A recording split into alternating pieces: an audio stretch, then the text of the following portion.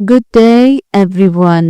आज हम पढ़ेंगे lesson number 4 which is factors that affect the activity of enzymes. By the way, I'm Cash, your visual teacher and welcome to my YouTube channel Learn with Ease.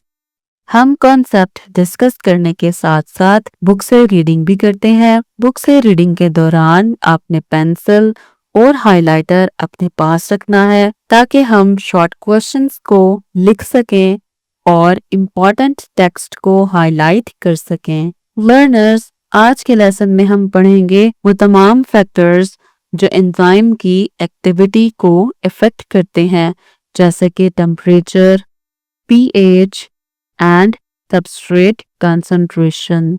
Are you ready? So, let's get started. Factors that affect the activity of enzymes. Enzymes are sensitive to their environment. Enzyme अपने environment के हवाले से बहुत sensitive होती हैं। The activity of an enzyme is affected by the following factors. हम कुछ factors पढ़ेंगे जो एंजाइम की एक्टिविटी को मुतासर करते हैं।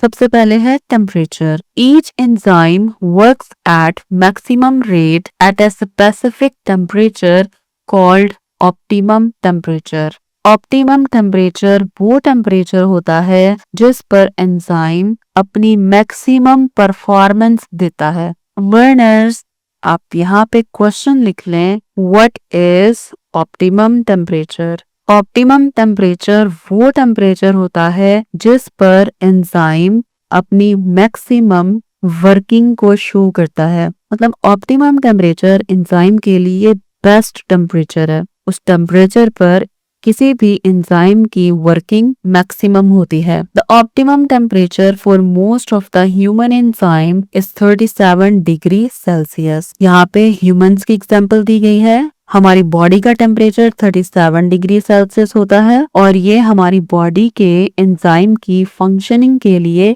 बेस्ट टेम्परेचर है। तो लर्नर्स, इस क्वेश्चन के आंसर को आप मार्क कर लें, साथ एसक्यू लिख लें। What is optimum temperature? इस क्वेश्चन का आंसर मैंने आपको मार्क करवा दिया है, आप भी अपनी बुक पे मार्क कर लें। When temperature rises to a certain limit, the heat adds in the movement of molecules. जैसे जैसे टेम्परेचर बढ़ेगा, टेम्परेचर के बढ़ने से मॉलिक्यूल्स की मूवमेंट भी बढ़ेगी। So the rate of enzyme action increases. Enzyme का फंक्शन इंक्रीज हो जाएगा। But when temperature is raised well above the optimum temperature, लेकिन जब टेम्परेचर ऑप्टिमम टेम्परेचर से ज्यादा होगा, heat breaks the bonds in enzyme molecule. जो हीट है वो एंजाइम के मॉलिक्यूल्स को तोड़ देगी, क्योंकि जो एंजाइम्स होते हैं वो हीट से सेंसिटिव होती हैं। In this way the globular structure of enzyme is lost. Heat ज्यादा होगी, एंजाइम के बॉन्ड्स टूटेंगे। एंजाइम के बॉन्ड्स टूटेंगे तो एंजाइम का जो ग्लोब्यूलर स्ट्रक्चर है वो डिस्टर्ब होगा।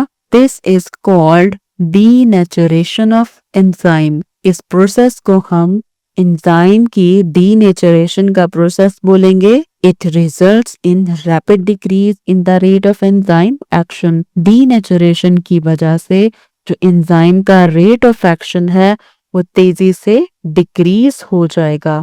तो लर्नर्स, यहाँ पे क्वेश्चन बनता है, डिफाइन डीनेचरेशन ऑफ एंजाइम। या ये भी पूछा जा सकता है, what is the denaturation of enzyme? आप इस क्वेश्चन को यहाँ से मार्क करेंगे, व्हेन टेम्परेचर इज रेज्ड, और यहाँ पर एंड करेंगे। लर्नर्स, आपकी बुक में एक ग्राफ दिखाया गया है। एक्स एक्सिस पर टेम्परेचर है, आप भी मेंशन कर लें, this is x axis. X axis पर टेम्परेचर मेंशन किया गया है 20, 30, 40 एंड 50 डिग्री सेल्सियस, और वाई एक्सिस पे रेट ऑफ रिएक्शन। यहाँ पे आप लिख लें वाई एक्सिस, आपको पता होना चाहिए। Optimum temperature for human enzyme 37 degree Celsius है। टर्नर्स, ये एमसीक्यू भी बन सकता है। ह्यूमंस कि जो एंजाइम्स हैं उनका ऑप्टिमम टेम्परेचर है 37 डिग्री सेल्सियस। आप इसके आगे एमसीक्यू भी लिख लें। और लर्नर्स, जब आपसे ये क्वेश्चन पूछा जाए ऑप्टिमम टेम्परेचर या डीनेचरेशन, आपने ये ग्राफ लाजमी बनाना है। देखिए जी लर्नर्स, जैसे जैसे टेम्परेचर बढ़ेगा मॉलिक्यूल्स की मूवमेंट भी बढ़ेगी, लेकिन एक सर्टेन टेम्परेचर तक। और वो सर्टेन टेम्परेचर क्या है? 37 डिग्री सेल्सियस। जैसे जैसे टेम्परेचर बढ़ रहा है एंजाइम का एक्शन बढ़ता जा रहा है। और कहाँ तक बढ़ेगा? 37 तक। जब टेम्परेचर 37 से ज्यादा होना स्टार्ट होगा तो यहाँ पे आपको डिक्लाइन दिखाई दे रहा है। रैपिड डिक्लाइन है, बहुत तेजी से नीचे आ रहा है। ग्राफ बहुत तेजी से नीचे आ रहा है। जब हम 37 से टेम्परेचर को ज्यादा करेंगे तो क्या होगा? जो एंजाइम है उसके मॉलिक्यूल्स टूटना शुरू हो जाएंगे, जिसकी वजह से ग्लोब्यूलर स्ट्रक्चर एंजाइम का डिस्टर्ब होगा। जब स्ट्रक्चर ही नहीं रहा तो वो कैटालाइज कैसे करेगा किसी भी सबस्ट्रेट को? Got it learners? अगर आपको ये वीडियो लेक्चर हेल्पफुल लगता है तो चैनल को सब्सक्राइब कीजिए और अपने फ्रेंड्स के साथ शेयर कीजिए। The next one is pH। Learners, अब एक बात नोटिस करें, pH को लिखने का अंदाज यूनिक है। P स्मॉल लेटर से लिखा जाता है एंड H कैपिटल लिखा जाता है। तो लर्नर्स, जब भी आपने pH लिखना है आप इसी तरह लिखेंगे। Enzymes are sensitive to hydrogen ion concentration of the fluid in which they work। जिस फ्लूइड में एंजाइम्स काम कर रहे होते हैं, अगर उस फ्लूइड में हाइड्रोजन आयन कंसंट्रेशन डिस्टर्ब हो जाए तो एंजाइम की एक्टिविटी इफेक्ट होगी। Got it learners? इस बात को हम कुछ यूं समझते हैं। लर्नर्स, जब से हमने ये चैप्टर स्टार्ट किया है हम ऑलमोस्ट हर लेक्चर में पढ़ते आ रहे हैं एंजाइम्स और प्रोटीन्स। ये बातें आप भी अपनी बुक पर ही नोट करते जाएं। हम ये भी जानते हैं जो प्रोटीन्स होती हैं वो अमाइनो एसिड्स से मिलकर बनी होती हैं। Got it learners? हम एक एंजाइम का स्ट्रक्चर बनाते हैं। हमें पता है एंजाइम्स प्रोटीन्स होते हैं और प्रोटीन्स अमाइनो एसिड से बनी होती हैं। तो ये जो ग्रूव है ये एक्टिव साइट है, तो एक्टिव साइट पे भी तो अमाइनो एसिड्स होंगे ना। तो लर्नर्स, जो अमाइनो एसिड्स होते हैं, अमाइनो एसिड्स पर या तो अमाइनो एसिड पे पॉजिटिव चार्ज होगा या नेगेटिव चार्ज होगा। अब कौन से अमाइनो एसिड पे पॉजिटिव चार्ज होता है, कौन से पे नेगेटिव चार्ज होता है, आपने इतनी डिटेल में नहीं जाना। आपको बस इतना पता होना चाहिए कुछ अमाइनो एसिड्स पर पॉजिटिव चार्ज होता है और कुछ अमाइनो एसिड्स पर नेगेटिव चार्ज होता है। अब ये एंजाइम किसी ऐसे फ्लूइड में काम कर रहा है जहां पर हाइड्रोजन आयन की कंसंट्रेशन बहुत ज्यादा हो जाती है। लर्नर्स, जो हाइड्रोजन आयन्स होते हैं ना उन पे पॉजिटिव चार्ज होता है। तो जो हाइड्रोजन आयन्स है तो ये नेगेटिव अमाइनो एसिड्स को अट्रैक्ट करेंगे। हो सकता है ये हाइड्रोजन आयन इस नेगेटिव अमाइनो एसिड के साथ जाकर बाइंड हो जाए। ऐसा होने की सूरत में जो एक्टिव साइट होती है वो सबस्ट्रेट को अपने साथ बाइंड नहीं कर पाएगी। तो हम यूं भी कह सकते हैं जब किसी फ्लूइड में जहां पर एंजाइम्स काम कर रहे होते हैं हाइड्रोजन आयन की कंसंट्रेशन ज्यादा होने की वजह से एंजाइम का रेट ऑफ रिएक्शन डिक्रीज कर जाता है। तो हम यूं भी कह सकते हैं वो फ्लूइड जहां पर हाइड्रोजन आयन की कंसंट्रेशन ज्यादा हो जाए तो rate of reaction of enzyme decrease हो जाता है। They show maximum activity at a specific pH called their optimum pH. Enzymes एक specific pH पर अपनी maximum activity को शो करते हैं। pH को हम optimum pH का नाम देते हैं। Change in pH can affect the ionization of amino acids at the active site of enzyme. pH में चेंज की वजह से might be possible amino acids जो एक्टिव साइट पर मौजूद हैं उनकी आयोनाइजेशन हो जाए। लर्नर्स, सपोज करें ये एक एंजाइम है और उसकी ये एक एक्टिव साइट है। Active site obviously amino acid से मिलकर बनी होगी। हमने अभी डिस्कस किया जो अमाइनो एसिड्स होते हैं या इन पे नेगेटिव चार्ज होता है या पॉजिटिव चार्ज होता है। जब भी पीएच में चेंज आएगा, पीएच कम होगी या ज्यादा होगी। पीएच कम होने का मतलब होता है हाइड्रोजन आयन ज्यादा हो रहे हैं, और पीएच ज्यादा होने का मतलब है ओएच आयन ज्यादा हो रहे हैं। पीएच कम होने का मतलब होता है हाइड्रोजन आयन की कंसंट्रेशन ज्यादा हो रही है। जब भी हाइड्रोजन आयंस की कंसंट्रेशन ऑप्टिमम पीएच से ज्यादा या कम होती है तो एक्टिव साइट पर मौजूद अमाइनो एसिड्स की आयोनाइजेशन हो जाती है। आयोनाइजेशन का मतलब होता है ये पॉजिटिव चार्ज अमाइनो एसिड के चार्जेस के साथ इंटरैक्ट करते हैं और डिस्टरबेंस क्रिएट कर देते हैं, जिसकी वजह से एंजाइम का जो ओवरऑल स्ट्रक्चर होता है वो डिस्टर्ब हो जाता है, और सबस्ट्रेट जिसने इस एंजाइम के साथ बाइंड करना था वो बाइंड नहीं कर पाएगा और एंजाइम की एक्टिविटी डिस्टर्ब हो जाएगी और उसका रेट भी डिक्रीज हो जाएगा। It slows down enzyme activity और blocks it completely. Hydrogen ion की कंसंट्रेशन एंजाइम की एक्टिविटी को स्लो डाउन कर देंगे या एक्टिव साइट को कंप्लीटली ब्लॉक कर देंगे। Different enzymes have different optimum pH values. मुख्तलिफ एंजाइम्स की पीएच वैल्यूज भी मुख्तलिफ होती हैं। For example pepsin in stomach work in acidic medium. Pepsin जो हमारे स्टमक में पाया जाता है वो एसिडिक मीडियम में काम करता है और उसकी पीएच होती है 1.5 से 2, while trypsin in small intestine works in alkaline medium. जबकि ट्रिप्सिन हमारी आंतों में पाया जाता है, कहाँ पर? छोटी आंतों में पाया जाता है, और ट्रिप्सिन अल्कलाइन मीडियम में काम करता है। इसकी पीएच वेरी करती है 7 to 8। लर्नर्स, जब भी आपसे पीएच ऑफ एंजाइम के बारे में पूछा जाएगा आप ग्राफ लाजमी बनाएंगे। पीएच ऑफ रिएक्शन एनवायरनमेंट को एक्स एक्सिस पर रखा गया है, आप लिख लें। ये जो लाइन आपको दिखाई दे रही है ये एक्स एक्सिस है,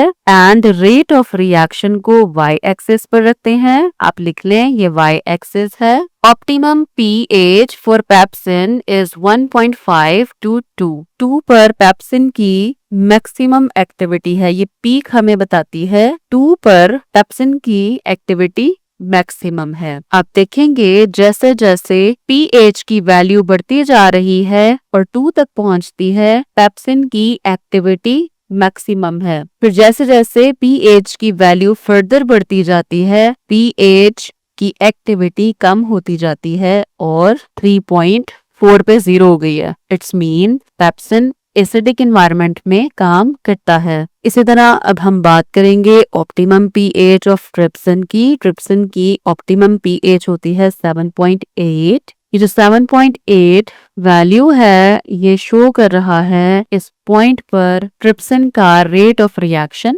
मैक्सिमम है। 7.8 से फर्दर वैल्यू बढ़ती जाएगी तो रेट ऑफ रिएक्शन भी कम होता जाएगा, एंड 8.6 पर आकर ट्रिप्सिन की एक्टिविटी 0 हो गई है। Got it? लर्नर्स, आपके लिए एक शॉर्ट क्वेश्चन है, व्हाट इज ऑप्टिमम पीएच? आप इस क्वेश्चन के आंसर में ये पूरा पैराग्राफ लिखेंगे। आप हाइड्रोजन कंसंट्रेशन का जिक्र जरूर करेंगे, आप मार्क कर लें SQ। और लर्नर्स, आप ये ग्राफ जरूर बनाएंगे, ये इम्पोर्टेंट है। चाहे ये 2 नंबर के ही सवाल में आपसे क्यों ना पूछा जाए, जब तक आप डायग्राम नहीं बनाएंगे आप पूरे मार्क्स गेन नहीं कर सकते। लर्नर्स, इस टॉपिक से रिलेटेड MCQ फाइल का PDF लिंक डिस्क्रिप्शन में मौजूद है, लिंक को क्लिक करें और PDF फाइल फ्री में हासिल करें। The next one is substrate concentration. An increase in substrate concentration increases the rate of reaction. जब हम substrate की concentration को ज्यादा करेंगे तो हमारा rate of reaction भी ज्यादा होगा। At high concentration, all active sites of the enzyme are occupied. जब substrate की concentration को हमने बहुत ज्यादा कर दिया है तो हमारे जितने भी enzymes हैं उनकी active site occupy हो गई है।